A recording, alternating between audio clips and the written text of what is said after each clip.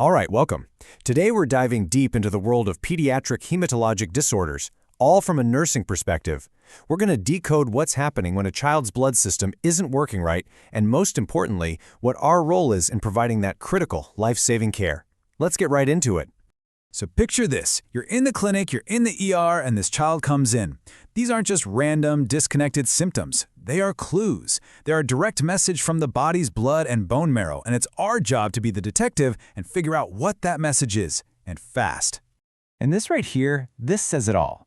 The answers really are in the blood. Whether it's a problem carrying oxygen, fighting off germs, or just forming a simple clot, understanding the why, the pathophysiology is everything. It's the key that unlocks all of our most important nursing interventions. So, let's do a super quick recap of our main characters. You've got your red blood cells, the oxygen delivery service. You've got your white blood cells, the body's security force. And you have your platelets, the emergency repair crew. Pretty much every disorder we're going to talk about today boils down to a major problem with one or sometimes all of these players.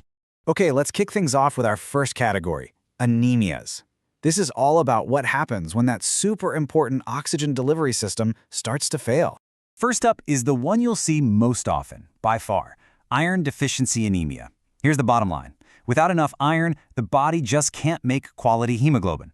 The result? The red blood cells it does make are small and pale, making them really bad at their one job, carrying oxygen. And you know, what's so fascinating is where this often comes from in toddlers. Parents think they're doing a great job giving their kid lots of milk. But the truth is, too much cow's milk is not only low in iron, but it can also cause these tiny microscopic bleeds in the gut. This makes the iron deficiency even worse. It's a classic teaching point for us nurses. Now let's switch gears to a completely different kind of anemia, sickle cell disease. This image shows the problem perfectly. Instead of being nice, soft, and squishy, these red blood cells turn hard and sticky when the body's under stress. They can't flow anymore. They just pile up and create this painful logjam in the blood vessels. We call that vasoocclusion. So what causes this whole sickling thing to start? Well, this list right here is our high alert checklist. Dehydration is a huge one. So is any kind of stressor, like an infection or even just getting too cold. Preventing these triggers is one of the most important parts of our job. And when a crisis does happen, our priorities are crystal clear. I want you to think HOP, hydration, oxygen, and pain management. We hydrate to try and break up that logjam. We give oxygen if their levels are low. And, absolutely crucially, we manage their pain. This is real, ischemic pain, and it is a top priority medical emergency. Okay, next section. We've talked about problems with the cells themselves. Now we're moving upstream to a crisis in the factory where they're made, the bone marrow. I really want you to burn this image into your brain. Fever, bruising, and pallor. This isn't just three random things. This triad is a massive red flag screaming that the bone marrow factory is failing on all three assembly lines. So what is it telling us exactly? Well, the fever points to a lack of working white blood cells to fight infection. The bruising tells us there aren't enough platelets to plug leaks. And that pallor, it screams that there's a shortage of red blood cells. All three lines are in deep trouble. And here is a major reason why. On the left, you see healthy marrow. It's a busy, productive factory making all the different cells we need. But look at the right. In leukemia, these useless, abnormal blast cells just start multiplying like crazy, completely taking over and crowding out all the good stuff. Now, another cause of marrow failure is aplastic anemia. In this case, the factory isn't being taken over, it's just shutting down. The bone marrow stops producing cells, leading to what we call Pancytopenia, a dangerous shortage of everything. This is a true hematologic emergency. Because of that, our nursing priorities flow directly from the problem, right? With no white cells, we have to prevent infection. Any fever is a code red.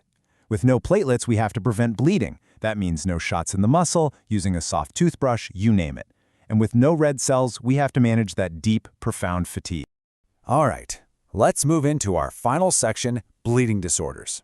Here, the problem isn't about production or oxygen anymore. It's about a failure in the body's ability to stop a leak. I absolutely love this slide. It's such a great way to think about the two main types of bleeding problems.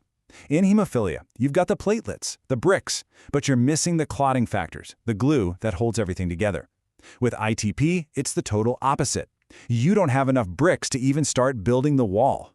And this is exactly what's happening in Hemophilia A, which is the most common type. The body is missing a key protein called factor VIII.